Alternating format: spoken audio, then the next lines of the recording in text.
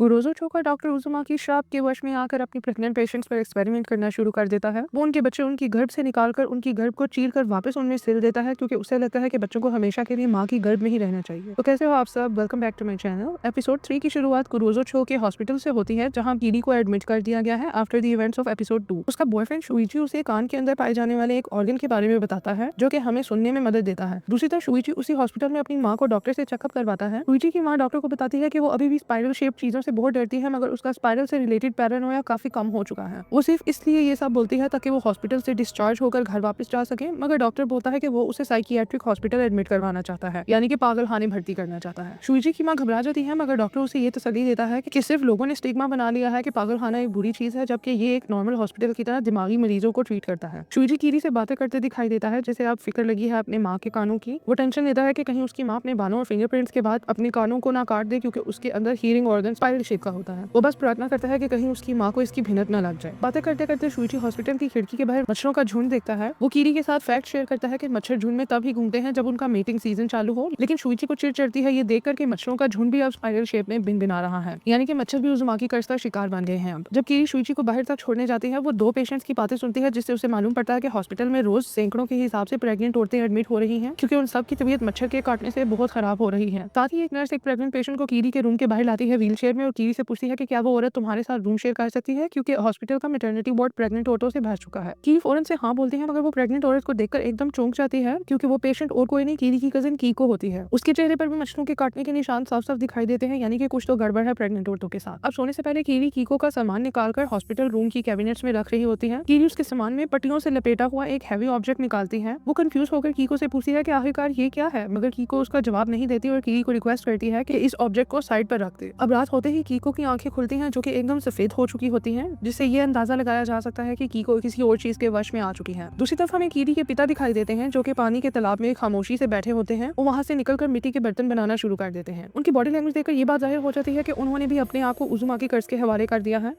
अगली सुबह hospital staff 3 patients की लाशें डिस्कवर करता है। वहाँ सब पेशेंट्स को पता चलता है कि जो 3 पेशेंट्स मरे हैं, उनका शरीर छोटे छोटे घावों से भरा पड़ा है, और उनका शरीर इस हद तक सफेद और फीका पड़ा हुआ है जैसे किसी ने स्ट्रॉ लगाकर उनके शरीर से सारा खून चूस लिया हो। कीरी भी ये न्यूज सुनती है और फौरन से कीको को इसके बारे में आगाह करने के लिए वापस अपने कमरे में जाती है। उसी वक्त शुइची भी कीरी को मिलने आता है। जब इस दफा वो मच्छर नोट करता है, तो अपनी मॉस्किटो रिपेलेंट स्प्रे निकालकर उस मच्छर पर छिड़कता है और उसे मार देता है अनॉय होकर। वो कीरी को बताता है कि उसने नई स्टडी की है जो बताती है कि फीमेल मॉस्किटोज जब अंडे देने वाली हो, तो वो अपने अंडों को नरिशमेंट प्रोवाइड करने के लिए लोगों और जानवरों का खून चूसती हैं। इतने में ही रिपेलेंट का असर कीको पर होता है। उसका सांस फूल जाता है और वो खांसी करना चालू हो जाती है, जिससे नर्स एकदम गुस्से में आके शुइची को रूम से धक्के मारकर निकाल देती है। कीरी अचानक से खिड़की वगैरह खोलती है वेंटिलेशन के लिए और कीको से माफी मांगती है शुइची के बिहेवियर के लिए, मगर कीको अजीब सी शक्ल बनाकर कन्फेस करती है कि उसे मच्छरों से कोई मसला नहीं, बल्कि उसे तो मच्छर पसंद है। अब जो ही रात में सब सोते हैं, कीरी की आंख मच्छर के बिन-बिनाने से खुल जाती है।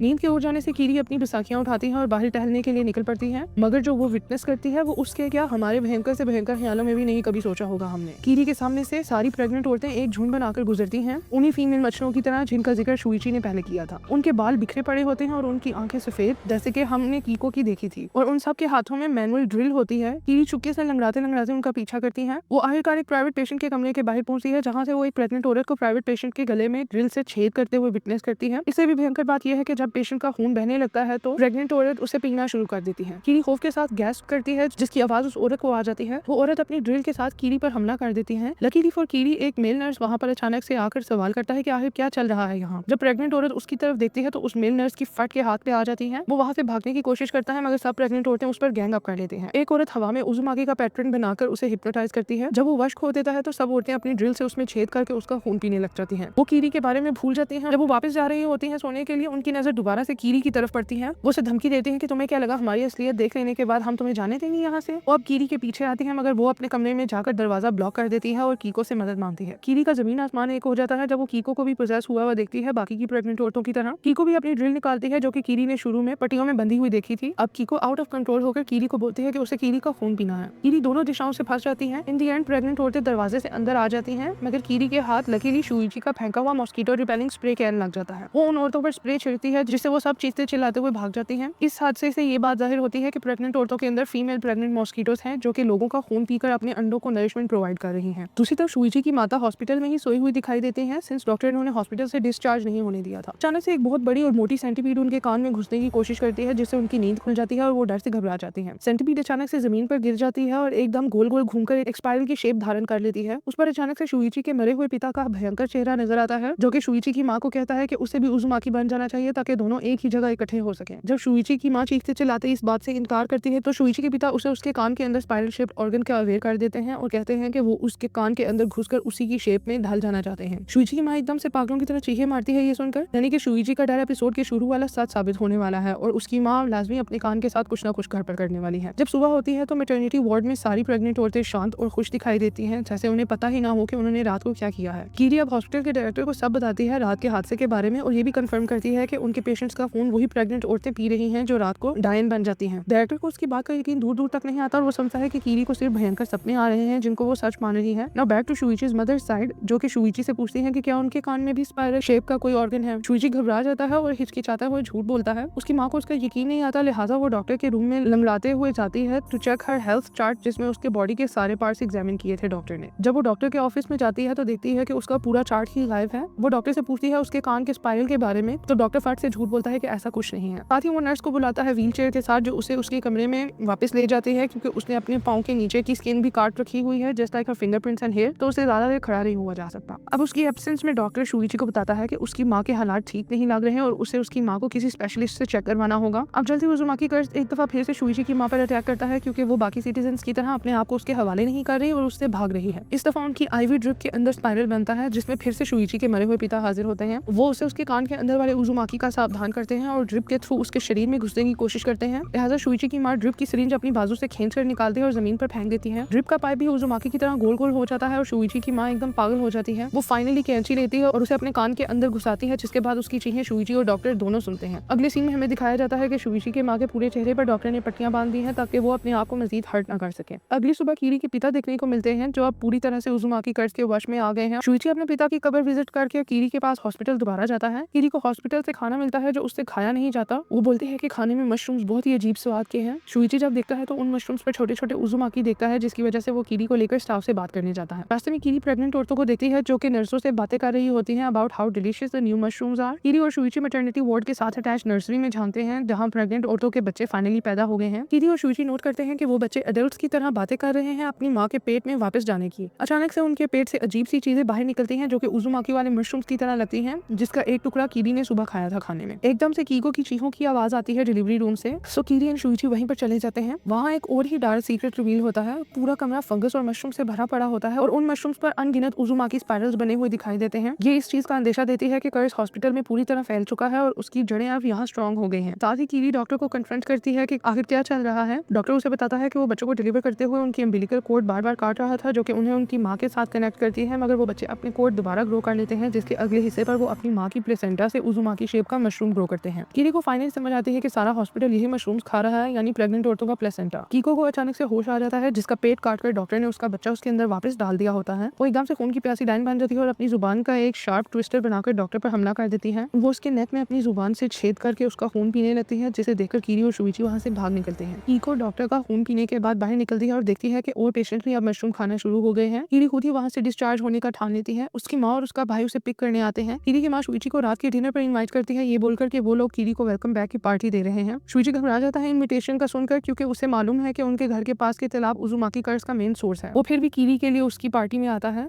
शुरुआत में सब नॉर्मल दिखता है। कीरी की माँ ने बहुत अच्छा खाना पकाया होता है। एकदम से शुईची की नजर उसकी प्लेट पर पड़ती है जिस पर उज़ुमाकी बना होता है। वो एकदम डर के मारे उसे टेबल पर फेंक के वहाँ से उठ जाता है। तो हमें पता चलता है कि ये प्लेट कीरी के पिता ने बनाई है। कीरी के पिता शुईची के पिता की तारीफ करने लगते हैं और कहते हैं कि मैं रिलेट कर सकता हूँ उसके पिता से क्योंकि उज़ुमाकी अपने आप में ही एक आर्ट है। किचन में बर्तन साफ करते हुए कीरी को उसके भाई से मालूम पड़ता है कि उसके पिता बर्तनों की जगह कुछ अजीब चीजें बना रहे हैं। जब कीरी उन्हें चेक करने जाती है तो वो मिट्टी के शेपलेस ढेर में शुईची के पेरेंट्स का चेहरा देखती है जिनसे वो डर जाती है। वो अपने पिता से उनका हाल पूछने जाती है और देखती है कि वो आग की भट्टी के अंदर कूदने का सोच रहे हैं क्योंकि उन्हें कोई भट्टी के अंदर से पुकार रहा है। शुईची ये सब सुन लेता है और ईंट मारकर भट्टी की फ्रंट वाली दीवार को तोड़ देता है कीरी के पिता को श्राप से बचाने के लिए, मगर भट्टी से बहुत सारे गोस्ट फ्री हो जाते हैं। ये गोस्ट उन सब सिटीजन्स के हैं जो उज़ुमाकी कर्ज की वजह से मारे गए। इस हिसाब से कीरी के पूरे घर को आग लग जाती है। वो फायर डिपार्टमेंट को कॉल करते हैं हैं मगर तूफानी बारिश अचानक से सारी आग बुझा देती है। उनकी एक सीलिंग में छेद होता है तो कीरी के पिता छत पर चढ़कर उस पर एक वुडन बोर्ड कील से ठोक रहे होते हैं। कीरी उन्हें अंदर आने का बोलती है, जिसके दौरान उसकी नजर आसमान पर पड़ती है। वो देखती है कि आसमान में उज़ुमाकी शेप का एक ह्यूज पोर्टल खुल गया है जिससे बारिश नीचे पड़ रही है, यानी बारिश भी उज़ुमाकी कर्ज का हिस्सा है। वो सब लोग घर के अंदर घुस जाते हैं और फौरन टीवी पर न्यूज देखते हैं, जिससे उन्हें मालूम पड़ता है कि तूफान और बारिश सिर्फ कुरूजो चो में है और जापान की मीटियोलॉजिकल एजेंसी इस रहस्य को स्टडी और सॉल्व करने की कोशिश कर रही है। कीरी को बार बार ऐसा महसूस होता है कि कोई धीमी आवाज में उसका नाम पुकार रहा है, मगर वो इस चीज को इग्नोर करती है। उतने में ही शूइची वापस आता है और कीरी को उसके घर से भगा ले जाता है। वो रास्ते में कीरी को बताता है कि जो पोर्टल बादलों में खुला हुआ है वो तूफान की आंख है जो कीरी से ऑब्सेस्ड है और उसे अपने अंदर खींचना चाहती है। ये बात तूफान की आंख सुन लेती है और उनके आसपास की इमारतों को डिस्ट्रॉय करना शुरू कर देती है। एक पॉइंट पर आकर एक इमारत कीरी के ऊपर गिरती है और वो फंस जाती है। एक रैंडम लड़की शूइची की मदद करने आती है कीरी को खींचने के लिए, मगर तूफान की आंख उसे निगल लेती है और कुछ समय बाद उसे मारकर जमीन पर वापस फेंक देती है। अब शूइची कीरी को खींचकर बाहर निकालता है और उसके साथ ब्रिज के नीचे छुपता है ताकि तूफान उन्हें देख ना सके। वो पास ही के गटर का ढक्कन खुला देखता है, इसलिए वो कीरी को लेकर उसके अंदर चला जाता है उसकी प्रोटेक्शन के लिए, मगर गटर का पानी एक बहुत ही बड़ा टॉर्नेडो बनाता है जो कि कीरी और शूइची को तूफान की आंख के हवाले करता है। अब टॉर्नेडो धीरे धीरे बड़ा होता जाता है, जिसके बाद वो गायब हो जाता है। वंस द स्टॉर्म सेटल्स, कीरी के पेरेंट्स कीरी और शूइची को तालाब के पास बेहोशी की हालत में डिस्कवर करते हैं और एक झोंपड़े जैसे घर में पनाह लेते हैं उनके साथ और सोचते हैं कि आखिर ये तूफान में डिस्ट्रॉय क्यों नहीं हुआ।